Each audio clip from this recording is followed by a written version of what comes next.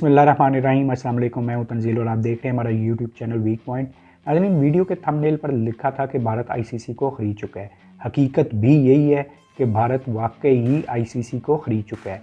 किस सेंस में ख़रीद चुका है, इस पर हम बात कर रहे हैं कि उसका असर व रसूख इतना बढ़ चुका है कि उसकी मंशा के मुताबिक ही मैच के नताइज तक बदल दिए जाते हैं। इस वीलॉग में मैं 2 मैचेस की मिसालें दे रहा हूं जिसमें वाज़ह तौर पर दिखाई दे रहा है कि भारत जो है आईसीसी में कितना ज़्यादा नफूज़ कर चुका है। भारत ने T20 वर्ल्ड कप के सफ़र का आगाज़ पाकिस्तान के ख़िलाफ़ मैच से किया था। ये वर्ल्ड कप में पाकिस्तान का भी पहला मैच था।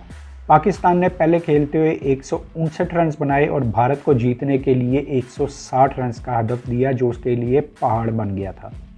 आखिरी ओवर तक गेम चला गया और इसमें भारत को जीतने के लिए 16 रन चाहिए थे। मोहम्मद नवाज आखिरी ओवर करा रहे थे और उनकी एक गेंद पर कोहली ने छक्का भी लगा दिया, लेकिन उन्हीं के कहने पर दोबारा अंपायर ने नो बॉल करार दे दिया। अब बात यहाँ पर यह है कि क्या कोहली को ऐसा करना चाहिए था? प्लेयर का स्पॉन्टेनियस रिएक्शन वही है जो कि कोहली ने किया, यानी कि प्लेयर्स अमूमी तौर पर अंपायर्स की तरफ देखते ही हैं जिस पर उनको एतराज़ हो कि ये नो बॉल है या वाइड बॉल है, लेकिन सूरत हाल अंपायर की जानिब से मुतनाज़ा हो जाती है। वो इस वजह से कि अंपायर का जो डिसीजन होता है वो भी स्पॉन्टेनियस होता है। अंपायर ने ये फ़ैसला ले लिया कि ये वाइड बॉल है या नो बॉल है या नो बॉल नहीं है या वाइड बॉल नहीं है, तो उस फैसले को प्लेयर के कहने पर तब्दील नहीं किया जाता। वाइड और नो बॉल का फैसला भी उसी तरह है जैसे अंपायर आउट या नॉट आउट का फैसला लेते हैं।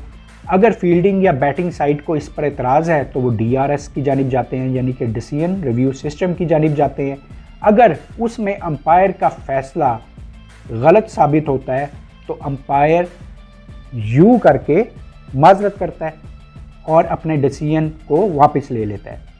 लेकिन वाइड बॉल और नो बॉल का डिसीजन जब अंपायर ले चुका हो तो उसको वापस प्लेयर के कहने पे नहीं लिया जाता। यानी कि जिस तरह फुल टॉस वेस्ट साइड की मोहम्मद नवाज ने कराई तो अंपायर ने उसको नो बॉल करार नहीं दिया था तब तक जब तक कोहली ने अंपायर की जानिब देखकर जिद नहीं की।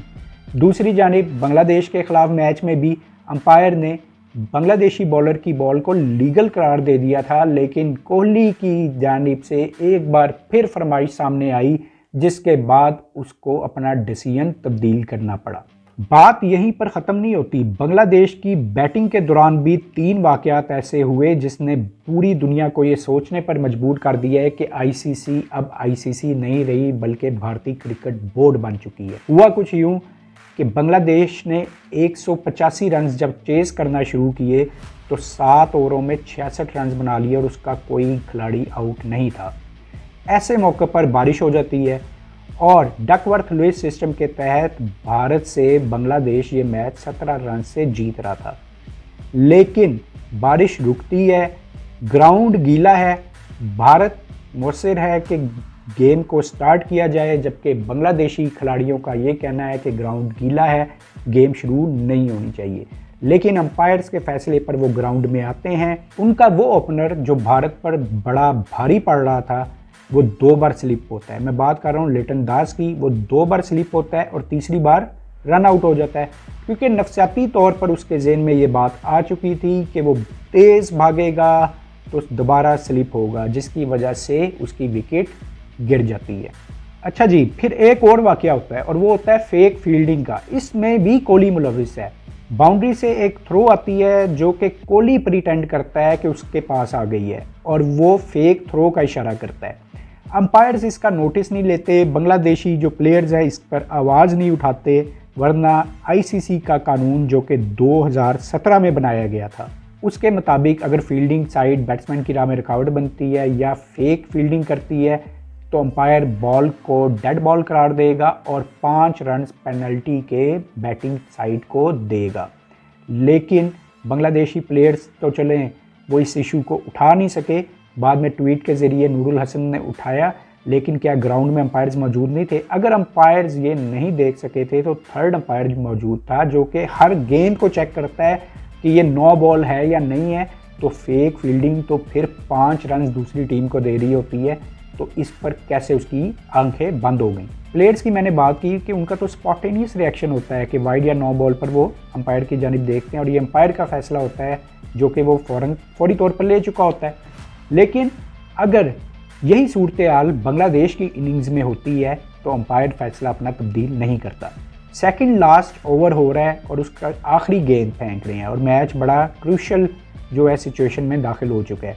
7 गेंदें हैं और 20 रन चाहिए और आखिरी गेंद सेकंड लास्ट ओवर की जब होती है वो क्लियर वाइड होती है। नूरुल हसन बैट्समैन थे, उन्होंने अंपायर की जानिब देखा भी, हाथ से इशारा भी किया, लेकिन क्योंकि वो कोहली नहीं थे इसलिए अंपायर ने उनकी नहीं सुनी और बॉल को वाइड बॉल नहीं करार दिया। अब आपके सामने ये 4 पॉइंट्स मैंने रखे, पाकिस्तान की 9 बॉल, बांग्लादेश की 9 बॉल, फेक फील्डिंग, डीआरएस से पहले वो जो मैच जो स्टार्ट करवा लिया डकवर्थ लुईस सिस्टम के तहत बांग्लादेश जीत रहा था, स्लिपी ग्राउंड गीला, और फिर आखिर में ये वाइड बॉल वाला इशू। इन सब को देखने के बाद भी अगर ये ना कहा जाए कि ये टूर्नामेंट जो है भारत को जितवाने के लिए किया जा रहा है सब कुछ, तो गलत नहीं होगा। मैं समझता हूँ कि ये टूर्नामेंट भारत ही जीतेगा। हाँ, जितनी तनकीद उन पर शुरू हो चुकी है तो आईसीसी शायद इस हवाले से कोई भारतीय बोर्ड से मशावरत के बाद फैसला करें कि हम कुछ ऐसा कर दें कि ये जो तनकीद शुरू हुई है ये पसे पुश चले जाए, तो फिर हो सकता है कि न्यूजीलैंड को भी देख लें हम कि वो ये वर्ल्ड कप जीत रहा हो। लेकिन फ़िलहाल तो यही लग रहा है कि क्रिकेट बोर्ड आईसीसी जो इंटरनेशनल क्रिकेट काउंसिल है वो ये फैसला कर चुकी है कि ये वर्ल्ड कप भारत को ही जितवाना है। भारत कितना असरअंदाज होता है इंटरनेशनल क्रिकेट काउंसिल पर, मैं इसकी एक और आपको मिसाल देता हूँ। डीआरएस जिस पर बात कर रहे हैं यानी कि डिसीजन रिव्यू सिस्टम, ये वो डीआरएस है जिसको भारत तस्लीम ही नहीं करता था और भारत ने आईसीसी को वाज़ह कर दिया था कि जब भी उसके मुल्क में सीरीज़ होगी वो डीआरएस को लागू नहीं करेगा। तो भारत में जौन सी भी टीम गई खेलने के लिए वहाँ पर डीआरएस के ज़रिए रिव्यू नहीं ले सकते थे और ग्राउंड अंपायर्स के पास ही तमाम अख्तियारात होते थे। फिर भारत ने एक और शर्त रख दी कि होम सीरीज़ में तो हम यूज़ नहीं करेंगे डीआरएस, अब ये सीरीज़ में भी यूज़ नहीं होगा। यानी कि मैं ऑस्ट्रेलिया जाऊँगा, साउथ अफ्रीका जाऊँगा, इंग्लैंड जाऊँगा, श्रीलंका जाऊँगा, न्यूजीलैंड जाऊँगा, वहाँ पे भी डीआरएस यूज़ नहीं होगा। आईसीसी क्या करती, उसको भारत की बात माननी पड़ी।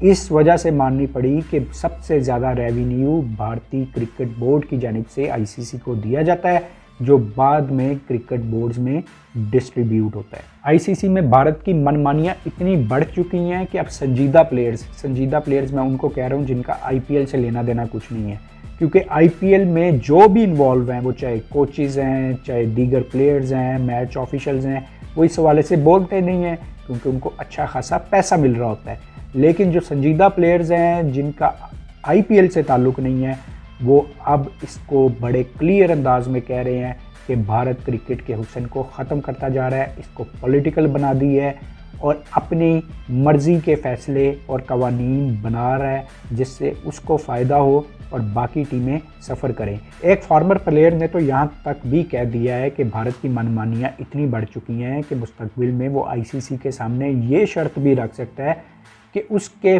प्लेयर्स को हर टीम का हिस्सा बनाया जाए, किसी एक प्लेयर को हो जाए, 2 प्लेयर्स को हो जाए। ये उसका कहना है, अगरचे मजाक में बात कर रहे हैं कि किस तरह आईसीसी पर असरअंदाज हो रहा है कि जब तक उसके प्लेयर्स बाकी टीमों का हिस्सा नहीं होंगे टूर्नामेंट या कोई सीरीज़ नहीं हो सकती, उस वक्त तक किसी मुल्क की टीम मुकम्मल नहीं हो सकती। यानी कि उनका प्लेयर न्यूजीलैंड में भी खेल रहा हो, जो फारिग बैठे हैं उनको दीगर टीमों में शामिल करवा दिया जाए, उनका जो प्लेयर है ऑस्ट्रेलिया की टीम में भी खेल रहा हो, इंग्लैंड में भी खेल रहा हो, श्रीलंका में भी खेल रहा हो, पाकिस्तान की टीम में भी खेल रहा हो, उनके मुताबिक तभी टीम मुकम्मल होती है। ये उन्होंने मजाक से बात की, लेकिन ये बताने के लिए कि किस तरह भारत जो है आईसीसी पर अपना होल्ड जमा चुका है। दीगर बोर्ड्स को क्या करना चाहिए, पीसीबी को क्या करना चाहिए? पीसीबी को तो सबसे पहले ये करना चाहिए कि एशिया कप में अगर भारत नहीं आ रहा तो इनको वर्ल्ड कप का बाइकआउट कर देना चाहिए।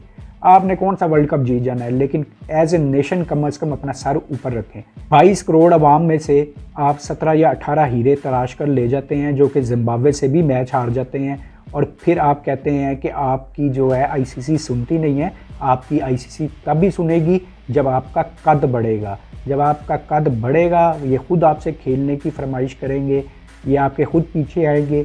आपको नहीं जाना चाहिए, अगर वर्ल्ड कप में आपको बिल्कुल नहीं जाना चाहिए अगर भारत जो है वो एशिया कप में पाकिस्तान नहीं आता। ज़्यादा से ज़्यादा क्या हो जाएगा कि आप वर्ल्ड कप में शरीक नहीं हो रहे, इससे ज़्यादा क्या हो सकता है आपके साथ। लेकिन एज ए नेशन जो है अपने वक़ार का आपको ख्याल रखना होगा। ये भारत की जानिब से आपको बारहा इस तरह का जो है, बारहा आपकी इस तरह तजलील की गई है। अभी भी ऑस्ट्रेलिया में ये सजेशन उसको दी गई थी कि पाकिस्तान और इंडिया का एक टेस्ट मैच ऑस्ट्रेलिया में T20 वर्ल्ड कप के बाद रख देते हैं, तो उन्होंने इससे भी साफ इनकार कर दिया। फिर ऑस्ट्रेलिया ने उनको तजवीज़ दी कि वर्ल्ड कप के बाद हम एक सह मुल्की सीरीज़ रख लेते हैं जिसमें ऑस्ट्रेलिया, पाकिस्तान और इंडिया खेले। उन्होंने कहा हम नहीं खेलेंगे पाकिस्तान के साथ, हमारी गवर्नमेंट का फ़ैसला है कि जो ICC इवेंट्स होते हैं उसी में खेलना है। तो एशिया कप क्योंकि ICC इवेंट नहीं है उनके ख़्याल में, तो फिर इसमें नहीं खेलना। अजीब सी उनकी लॉजिक है, अजीब से उन्होंने सियासी बना दिया, जबकि क्रिकेट में सियासी तौर पर जो मदाखलत है वो किसी भी फीफा बड़ा इस पर सख्त एक्शन लेता है, लेकिन ये तो वाज़ह तौर पर खुले अंदाज में खेल का हुस्न तबाह करके रख रहे हैं। तो मेरा अपना ख्याल है PCB को सख्त एक्शन लेते हुए अगर भारत एशिया कप में पाकिस्तान नहीं आएगा तो इनको भी वर्ल्ड कप खेलने इंडिया नहीं जाना चाहिए। उम्मीद है नाज़रीन आपको आज का भी व्लॉग पसंद आया होगा। अपना और अपने इस चैनल का बहुत ख्याल रखिएगा। अल्लाह हाफ़िज़।